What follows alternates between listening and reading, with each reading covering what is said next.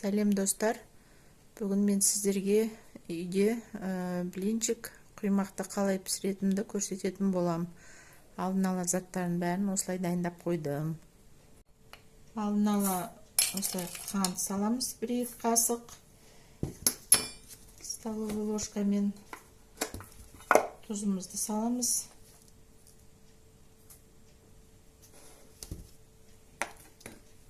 Енді осының үстіне жылытып қойған сүтімізді құямыз.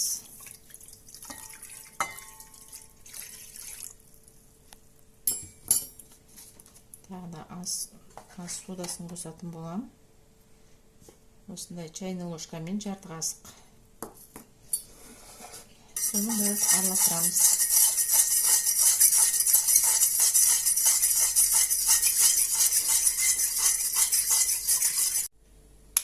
Екі жұмыртқаны жарып саламыз.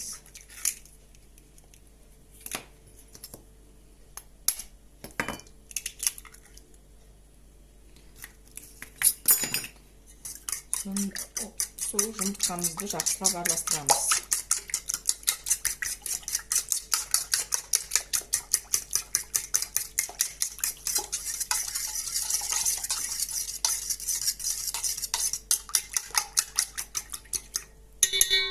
Алдын ала осылай елеуіштен өткізіп қойған ұнымызды жайлап қосамыз.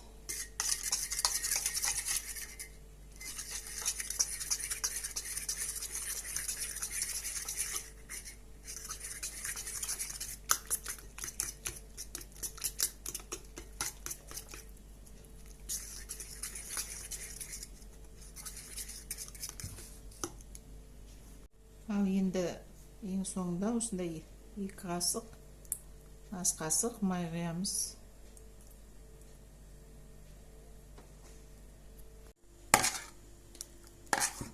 Міне осындай құймағымыз дайын болды. Қазір қызып тұрған табаға құятын болам. Енді осылай алып, құймағымызды осылай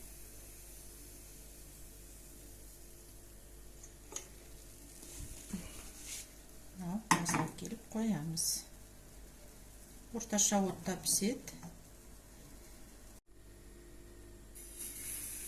Құймағымыз осылай айландырсақ, құймағымыз кішкене жайлады.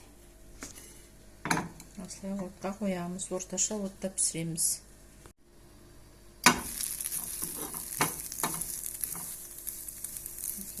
Екінші жағын пісіріп аламыз. Ал менің құймағым дайын болды. Осындай құймақ пісірдік. Бізге ас болсын.